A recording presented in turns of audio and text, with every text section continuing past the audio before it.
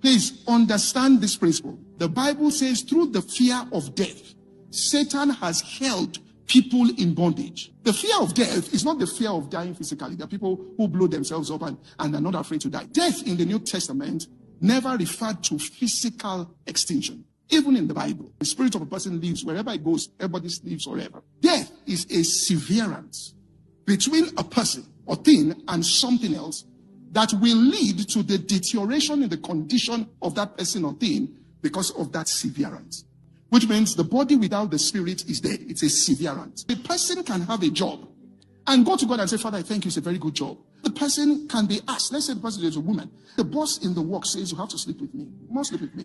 If you don't sleep with me, I'm going to fire you from this job. I'll get you out here. You won't be promoted. She looks at it. She begins to consider, my mother is in hospital. This is how I pay for her fees in hospital.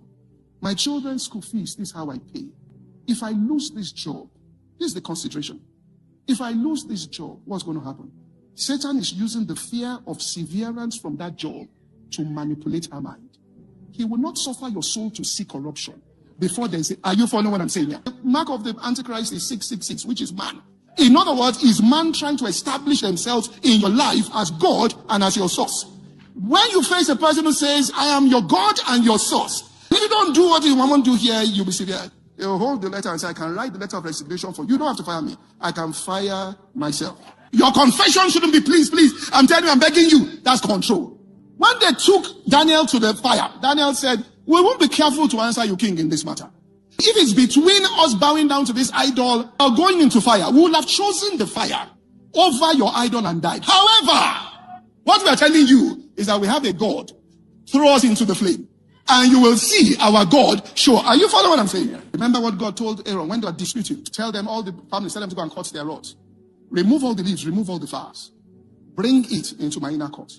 24 hours after, they brought out the rod of Aaron. They held it in the air. There was no root. There was no branch. In 24 hours, there were flowers. That is the priesthood after the order of Melchizedek. In other words, cut off all our contact. Hold us in the air. And account for us as a sheep for slaughter. In all these things, we will come out more than conquerors. You are the fruits, not the roots. The job is a function of my connection. So long as my connection is intact, I won't jeopardize my connection for the fruit. Are you following what I'm saying here? I won't cut off the root because of the fruit. Because if I cut off the root, eventually the fruit is going to drop.